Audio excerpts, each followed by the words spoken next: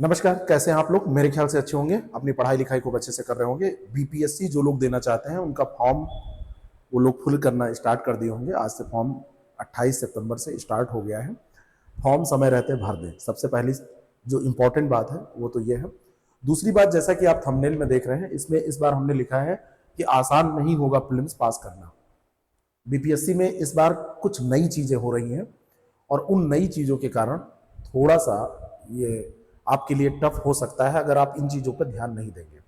बहुत ही कम समय में एक शॉर्ट स्ट्रेटजी डिस्कस करेंगे, जिसको ध्यान में रखते हुए आप अपनी तैयारी करेंगे तो निश्चित तौर पर आप पास होंगे, कोई कोर कसर नहीं रह जाएगा। अगर आप बात करें बीपीएससी की, तो बीपीएससी में इस बार नया क्या हो रहा है, इस बार बीपीएससी में ऐसा क्या हो रहा है जिसकी बात मैं करने जा रहा हूं, या ये बात आप लोगों को ध्यान में हर हाल में रखना चाहिए। बीपीएससी का जो एग्जाम अभी तक होता था प्रीलिम्स का, तो प्रीलिम्स एग्जाम में अभी तक निगेटिव मार्किंग नहीं थी और इस बार निगेटिव मार्किंग आ रही है। और ये निगेटिव मार्किंग है 1/3 की, -1/3 की। बीपीएससी में ये जो निगेटिव मार्किंग आ रही है, इस निगेटिव मार्किंग से क्या प्रभाव पड़ेगा, इसको थोड़ा सा कैलकुलेट करना जरूरी है। मान लीजिए कि कोई छात्र 150 में 150 क्वेश्चन अटेम्प्ट कर देता था। अब वो 150 की जगह कितना अटेम्प्ट करे, ये आपको सोच के चलना चाहिए। 150 अगर करेगा तो क्या नुकसान होगा, और 150 ना करके फिर कितना करे, ये आपको सोचना होगा। जब वो 150 में 150 करता था और मान लीजिए कि उसके इन 150 सवालों में से सही हो जाते थे 95 सवाल, सही हो जाते थे 105 सवाल, सही हो जाते थे 110 सवाल, तो जितने सही होते थे उतने की मार्किंग हो जाती थी, उतने मार्क्स उसको मिल जाते थे और वो पास कर जाता था। इस बार अगर किसी ने 150 में 150 अटेम्प्ट किए और उसके सही हुए इसमें 110 सवाल, ये तो सही हुए, और गलत सवाल हो गए उसके 40, 1/3 की निगेटिव मार्किंग में 13 सवाल और ये माइनस हो गए, तो 110 करने के बावजूद भी उसका स्कोर हो गया 97। तो क्या करें, ये 40 सवाल जो यहां पर गलत हो रहे हैं, इन गलतियों को कम कैसे करें, एक बहुत बड़ा चैलेंज होगा।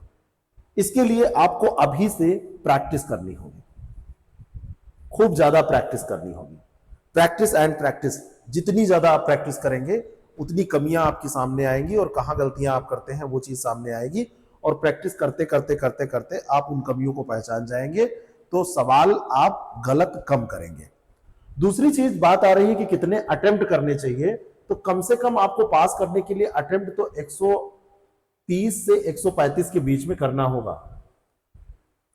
जैसा पेपर अभी तक बीपीएससी का आया है वैसा, है ना। लेकिन बीपीएससी भी कह रहा है कि नहीं, अब हमहू का इज्जत चाहिए, अब हमका हल्के में ना लो, अब हमहू का इज्जत चाहिए। इज्जत चाहिए मतलब इस बार का जो पेपर का लेवल है बीपीएससी बढ़ाने जा रहा है। जो नई चीज यहां पे दूसरी हो रही है, पेपर का लेवल ये आपको अप मिलेगा, है ना। इसको वो अपग्रेड करने जा रहे हैं। इस अपग्रेडेशन में वो कितना कठिन बना पाते हैं पेपर को, ये तो समय बताएगा, लेकिन इतना अंदाजा जरूर लगाया जा सकता है, जो इसके पहले की, अभी आप देखेंगे क्वेश्चन का लेवल जो आप देखेंगे, जस्ट इसके पहले की जो 69वीं बीपीएससी, ये 17वीं है, इसके पहले जो 69वीं हुई है, 69वीं और उसके पहले 68वीं में आप तुलना करेंगे तो वो कहीं ना कहीं इसमें दिख गया था, थोड़ा सा कठिन उन्होंने बना दिया था। अब पेपर भी कठिन है और निगेटिव मार्किंग है, तो ऐसे में बैलेंस करना तो थोड़ा सा और मुश्किल हो जाता है। तब कितना अटेम्प्ट करेंगे, तब डिपेंड करेगा कि हो सकता है ये 125, 25, 27, 26, 128 उसके आसपास आप अटेम्प्ट करें। और पेपर अगर अपग्रेड करेंगे तो यहां पर भी आपकी प्रैक्टिस मायने रखेगी, यहां पर आपका नॉलेज, आपका मटेरियल मायने रखेगा, और यहां पर थोड़ी सी स्ट्रेटजी आपकी मायने रखेगी कि किस तरीके से आप अपने पूरे सिलेबस को कवर कर रहे हैं, क्योंकि सारे सब्जेक्ट किसी के स्ट्रांग नहीं होते, सारे सब्जेक्ट किसी के कमजोर भी नहीं होते, दोनों बातें बराबर सही हैं। अगर सारे स्ट्रांग नहीं होते तो सारे कमजोर भी नहीं होते हैं, कुछ ना कुछ व्यक्ति अच्छा करता है। तो स्ट्रेटजी में आपको वो चीज छांटनी पड़ेगी कि आपकी स्ट्रेंथ क्या है और आपकी वीकनेस क्या है।